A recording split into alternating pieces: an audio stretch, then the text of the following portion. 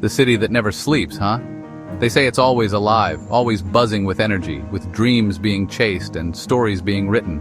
But for me, it feels like the city has fallen into a deep slumber, a quiet that mirrors the emptiness inside me. Tell that to the silence echoing around my apartment. It's deafening. The walls seem to close in, the shadows stretch longer, and the ticking of the clock is the only sound that keeps me company. It's funny how a place can feel so different when you're alone. This place used to be full of laughter, music, the smell of her perfume. We danced here, right in this very room, under the soft glow of fairy lights. Her laughter was the soundtrack of my life, her presence the warmth that filled every corner. Now those memories are like ghosts, haunting every inch of this space. Now it's just me, a half-eaten carton of takeout, and the ghost of New Year's Eve hanging heavy in the air. She's gone, moved on. The confetti has settled, the champagne has lost its fizz, and I'm left with the remnants of what used to be. The silence is a constant reminder of her absence. And me? I'm stuck here, picking up the pieces of a heart I don't even recognize anymore. Each photograph, each memento, is a shard of a past life that cuts deeper every time I try to piece it together. It's like trying to solve a puzzle with missing pieces, knowing it will never be whole again. They say New York is the city of dreams, a place where anything is possible, where every street is paved with opportunities. But for me, those dreams have turned into a labyrinth of lost hopes and broken promises. The city lights that once inspired now feel like distant stars, out of reach. Yeah, well, someone should tell my dreams to stop turning into nightmares. Every night I close my eyes hoping for peace, but instead I'm met with visions of what could have been, what should have been. The darkness of the room is nothing compared to the darkness in my mind. Every corner I turn, every coffee shop we frequented, every damn love song on the radio, it's a reminder of what I've lost. The city is a maze of memories, each one a painful reminder of the love that slipped through my fingers. Even the simplest things, like a cup of coffee, are tainted with the bittersweet taste of nostalgia. The worst part? I don't even know how to get her back, or if I even should. The questions swirl in my mind, each one more tormenting than the last. Is it worth the pain to try again, or is it better to let go and move on? The uncertainty is paralyzing, leaving me stuck in a limbo of indecision, or if I even should. Maybe the city that never sleeps will eventually lull me into a new dream, one where I can find peace and perhaps a new beginning. Until then, I'll keep wandering these streets, searching for answers in the city lights, hoping that one day the emptiness will be filled once more.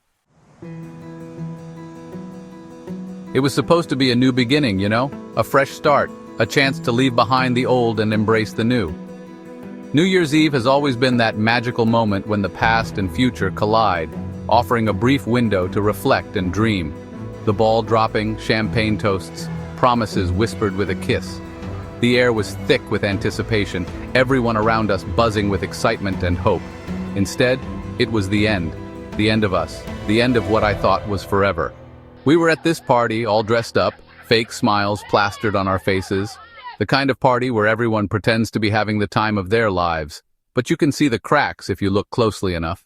The music was loud, the crowd was suffocating, and she just looked lost, like she was there but not really there. Her eyes scanning the room, searching for something, someone, an escape maybe, like she was searching for something neither of us could name. It was as if she was trying to find a way out of the life we had built together, a life that suddenly felt like a cage.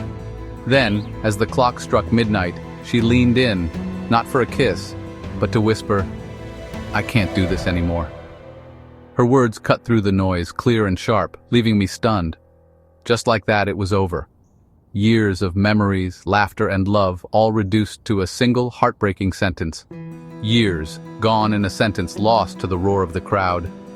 I stood there feeling the weight of her words sink in, the reality of our ending crashing down on me. And me?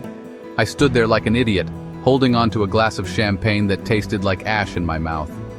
The celebration around me felt like a cruel joke, a stark contrast to the emptiness I felt inside.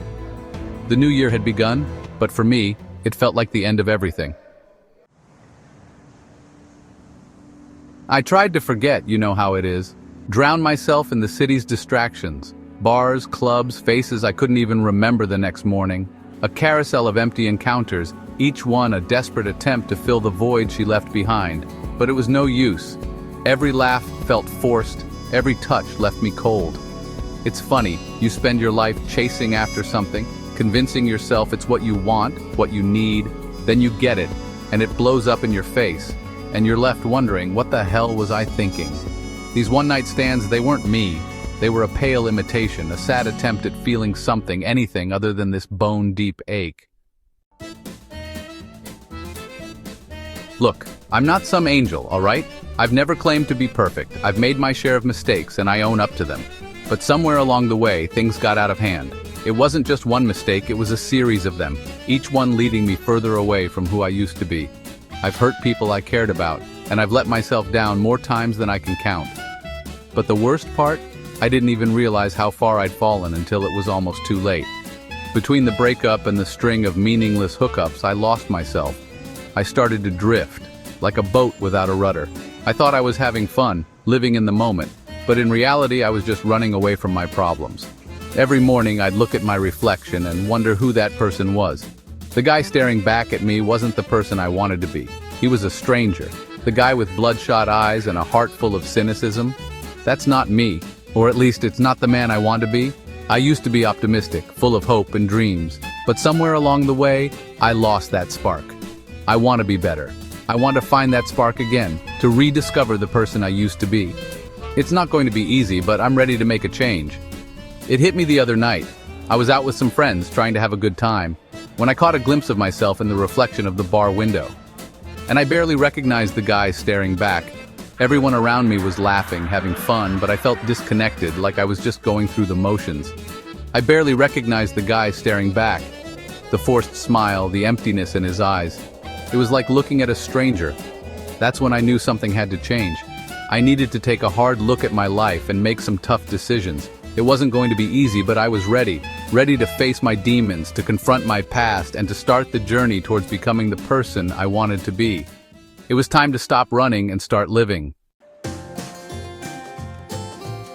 See, the thing is, I've always been a romantic, a sucker for a good love story.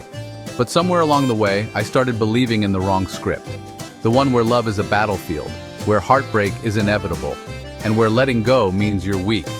It's a load of crap, you know? I'm tired of the fight, tired of the games, tired of pretending that I'm not hurting.